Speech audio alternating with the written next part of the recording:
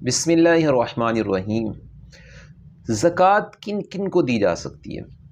قرآن مجید میں اللہ تعالیٰ سورۃ توبہ میں ارشاد فرماتے ہیں انما الصدقات للفقراء والمساکین والعاملین علیہا، کہ زکوٰۃ 8 جگہوں پہ دی جا سکتی ہے۔ سب سے پہلے جو فقیر ہیں انہیں دے دیں، نمبر 2 مسکینوں کو دیں، اور تیسرے نمبر پہ جو زکوٰۃ اکٹھا کرنے والے سرکاری ملازمین ہیں ان کی تنخواہیں زکوٰۃ سے ادا کی جا سکتی ہیں، اور نمبر 4 جو لوگ قرضے کے اندر ڈوبے ہوئے ہیں یا غلام ہیں، غلام آزاد کرانے کے لیے قرضے میں ڈوبے ہوئے لوگوں کے لیے، جن لوگوں کا اسلام کی طرف دل مائل ہے، ان کے لیے کچھ مالی مشکلات ہیں، ان کو حل کرنے کے لیے زکوٰۃ دی جا سکتی ہے۔ مجاہدین کو دی جا سکتی ہے، مسافروں کو دی جا سکتی ہے۔ 8 جگہیں۔ انما الصدقات للفقراء، فقراء کو، فقیر عربی کے اندر اس کی جو اصطلاحی تعریف ہوگی اصطلاحی طور پہ وہ یہ ہے کہ فقیر جس کے پاس تھوڑے بہت پیسے ہوں کہ 1-2 وقت کا کھانا تو موجود ہے، زیادہ پیسے نہیں ہیں، تو اسلام اسے مانگنے سے منع کرتا ہے۔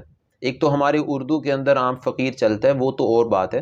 یہ جو فقیر ہے جس کے پاس تھوڑے بہت پیسے ہیں، اسلام نے اسے زکوٰۃ مانگنے سے بھی منع کرتی ہے، چاہے جائے کہ دوسرے پیسے مانگے، زکوٰۃ سے بھی منع کر دی ہے۔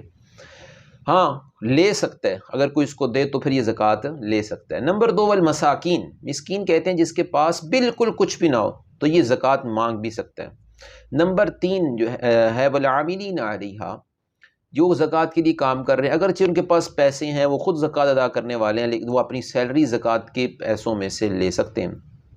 اور نمبر 4 ہے والمؤلفۃ قلوبہم، بہت سارے ایسے غیر مسلم ہوتے ہیں، مسلمان ہونا چاہتے ہیں لیکن ان کو اپنا خاندان، گھر باہر، کنبہ قبیلہ، سوسائٹی کے اندر چھوڑنا پڑتا ہے، تو ان پہ مالی مشکلات آتی ہیں بہت زیادہ، تو ان کو سیٹل کرنے کے لیے زکوٰۃ کے پیسے استعمال کیے جا سکتے ہیں۔ پہلے پیسوں کے ذریعے اسلام کی طرف متوجہ کرنا، صحابہ کا اجماع یہ ہے کہ وہ ختم ہو گیا، لیکن یہ گنجائش اس میں اب بھی نکل سکتی ہے۔ وفر الرقاب، گردنیں آزاد کرانے کے لیے، غلاموں کو آزاد کرانے کے لیے۔ آج کل غلام تو نہیں ہیں لیکن بہت سارے ایسے قیدی ہیں جنہوں نے جرمانہ ادا کرنا ہے، جیلوں میں ہیں، تو ان کو آزاد کرانے کے لیے آپ ان کی طرف سے جرمانہ ادا کر سکتے ہیں۔ والغارمین، قرضہ لوگوں کا دینا ہے، تو لوگوں کا قرضہ ہے جن کے نیچے وہ بیچارے دب چکے ہیں، تو اس کا قرضہ زکوٰۃ کے پیسے سے ادا کیا جا سکتا ہے۔ اسی طرح وفی سبیل اللہ، مجاہد ہے، اسلام کو سر بلند کرنے کے لیے، اعلاء کلمۃ اللہ کے لیے وہ دن رات محنت کر رہا ہے، اب وہ تلوار سے جہاد کر رہا ہے یا پھر قلم سے کر رہا ہے یا علم سے کر رہا ہے، کسی بھی طریقے سے کر رہا ہے، تو وہ مجاہد پہ اس کو اگر ضرورت ہے تو اس پہ پیسے خرچ کیے جا سکتے ہیں۔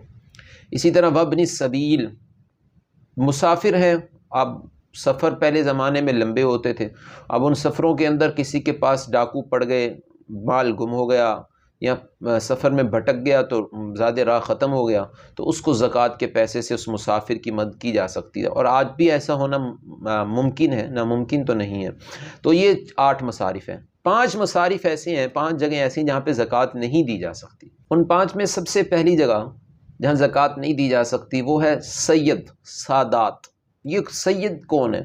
تو یاد رکھیں حضرت عباس جو رسول اللہ صلی اللہ علیہ وسلم کے چچا تھے، ان کی اولاد سید ہے۔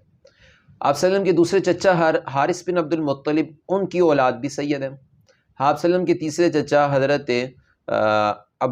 ابو طالب، ان کے 3 بیٹے، حضرت علی رضی اللہ تعالیٰ عنہ اور ان کے بڑے بھائی حضرت عقیل، حضرت جعفر، ان 3 بھائیوں کی اولاد بھی سید کہلاتی ہے۔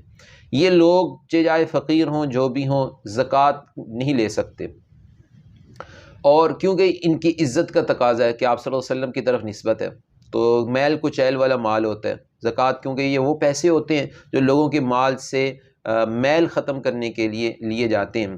الا لیطیب ما بقی من الاموال، حدیث ہے کہ تاکہ باقی مال کو پاک کرنے کے لیے، تو یہ اندر سے جو فلٹر ہوا مال ہے یہ سادات۔ نمبر 2 جو زکوٰۃ نہیں لے سکتے وہ ہے مالدار آدمی، ایک مالدار آدمی جو خود زکوٰۃ دینا ہے وہ زکوٰۃ نہیں لے سکتے۔ نمبر 3 آدمی کے وہ رشتہ دار جو اس کے اوپر ہیں یا نیچے ہیں۔ اوپر سے مراد ہے والد، والدہ، دادا، دادی، نانا، نانی، اور اس طرح اوپر چلتے جائیں، ان کو زکوٰۃ نہیں دے سکتا۔ اور نیچے سے مراد یہ ہے بیٹا، بیٹی، پوتا، پوتی، جی، پڑ پوتا، ان کو زکوٰۃ ادا نہیں کی جا سکتی ہے۔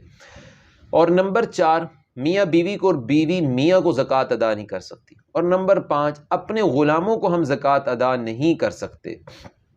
لیکن آج کل غلاموں والا سین نہیں ہے، گھروں میں کام کرنے والے نوکر ہوتے ہیں، خادم ہوتے ہیں، تو ان کو زکوٰۃ دینا اچھی بات ہے، بلکہ اپنے قریبی رشتہ داروں کو زکوٰۃ دینا بھی اچھی بات ہے، اصول اور فروع یعنی اوپر نیچے والے رشتہ دار چھوڑ کے، بہن بھائی ہیں، چچا ہیں، بھتیجے ہیں، جو بھی ہیں، ان کو زکوٰۃ دینے کا بلکہ ڈبل ثواب ہے۔ رسول صلی اللہ علیہ وسلم نے فرمایا جس نے صدقہ ادھر ادھر دیا اس کو تو ثواب ملے گا ہی ملے گا ایک صدقے کا، اور جس نے اپنے رشتہ داروں کو دیا اس سے ڈبل ثواب ملے گا صدقے کا بھی، اور اس نے اپنے رشتہ داروں کے ساتھ جو اچھا تعلق کیا ہے، صلہ رحمی کی ہے، اس کا ثواب بھی ملے گا۔